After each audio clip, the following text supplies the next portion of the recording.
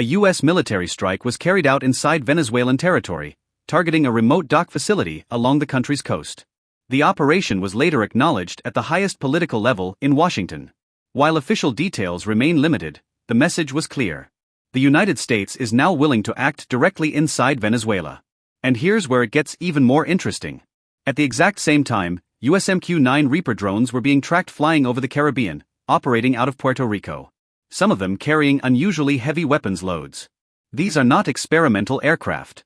These are combat-proven platforms equipped with Hellfire precision missiles capable of striking targets hundreds of miles away with extreme accuracy. So, the question isn't if the strike happened. The real question is, was this a one-off message or the opening move of a much larger operation? To understand that, we need to look closely at the machines involved, the forces gathering nearby, and the pattern that is starting to emerge. The MQ-9 Reaper is often casually referred to as a drone, but that word doesn't do it justice. This aircraft is a strategic weapons platform. Each MQ-9 costs roughly $30 to $35 million depending on configuration. And that figure rises significantly once you factor in sensors, satellite communications, ground control stations, and weapons. It is operated remotely, often from the continental United States, with pilots and sensor operators sitting thousands of miles away, watching live video feeds in real time. The Reaper has a wingspan of over 66 feet, larger than many crewed aircraft from previous generations, and can stay airborne for more than 24 hours without refueling. That endurance allows it to track targets for an entire day, waiting patiently for authorization. And then there are the weapons. The Hellfire missile weighs around 100 pounds, carries a precision guidance system, and is designed to hit exactly what it is aimed at. Nothing more, nothing less. Traditionally, MQ-9s carry 2 to 4 Hellfires. But recently, something unusual has been observed. Images and flight tracking data show MQ-9 Reapers in the Caribbean carrying 6, 8, and in some cases up to 10 Hellfire missiles using rarely seen multi-rail launchers. This is not the standard configuration. Why load a surveillance aircraft with that much firepower unless there is a real expectation it may be used? That loadout suggests operational readiness, not just monitoring. It signals that the aircraft may be expected to engage multiple targets in a single mission without returning to base. The Reapers operating in this area are believed to be flying from Rafael Hernandez Airport in Aguadilla, Puerto Rico, a known hub for long-endurance surveillance missions. From there, an MQ-9 can easily reach Venezuelan airspace, loiter offshore, and return all within a single sortie. The United States operates more than 300 MQ-9 Reapers, making it the backbone of its unmanned strike capability. They are assembled in modular form, shipped, and then configured based on mission requirements, meaning weapons, sensors, and communication systems can be adjusted quickly. So, when Reapers appear with heavier armament than usual, it's not an accident, it's a deliberate choice. While attention is focused on the skies, something equally important is happening at sea. The U.S. Navy and Marine Corps have been conducting intensive amphibious maneuvers in the region involving amphibious combat vehicles and landing craft air cushion hovercraft. Amphibious combat vehicles are designed to transport Marines from ship to shore under real-world conditions capable of moving through water and then transitioning directly onto land. Each vehicle can carry a full infantry squad and is protected against small arms fire and explosive threats. Landing craft air cushion, on the other hand, are massive hovercraft capable of moving heavy equipment, vehicles, and supplies at high speed, bypassing ports entirely. They are ideal for reaching undeveloped coastlines. And that's the key point. You don't rehearse amphibious landings unless you want the option to land forces without permission.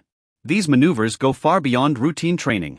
They involve coordination between ships, aircraft, and ground units, the kind of integration needed for rapid deployment if the situation changes overnight. Now, let's talk about presence. The USS Gerald R. Ford, the most advanced aircraft carrier ever built, has been operating increasingly close to the region.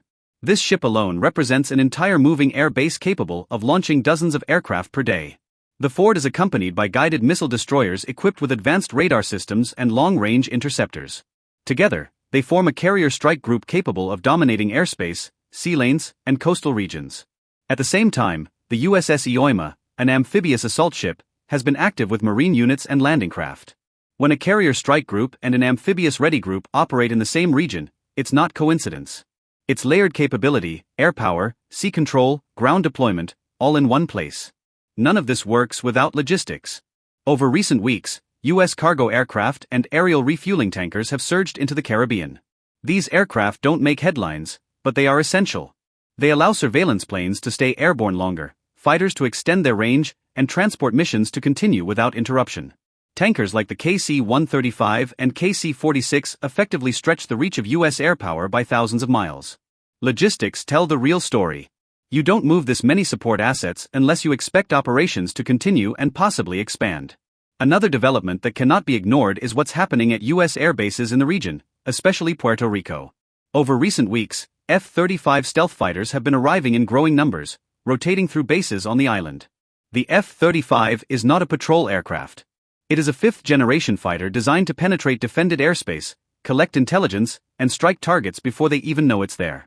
Each F-35 costs well over $100 million, and its real power lies in its sensors. The aircraft doesn't just see targets.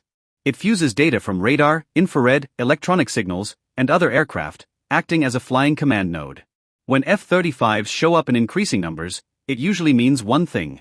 The US wants full situational awareness and control of the airspace. At the same time, carriers operating from the USS Ioima have been active in the area.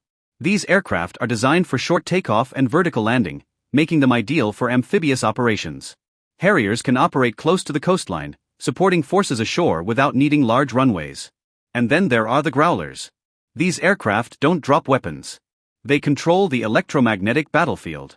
Growlers are designed to detect, jam, and disrupt radar and communication systems. Their presence suggests preparation for environments where signals, tracking, and coordination matter just as much as firepower. When stealth fighters, vertical landing attack jets, and electronic warfare aircraft operate in the same region, it's not accidental.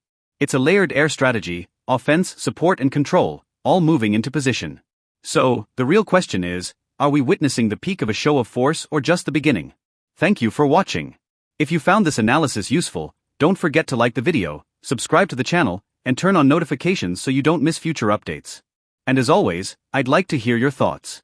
What do you think comes next?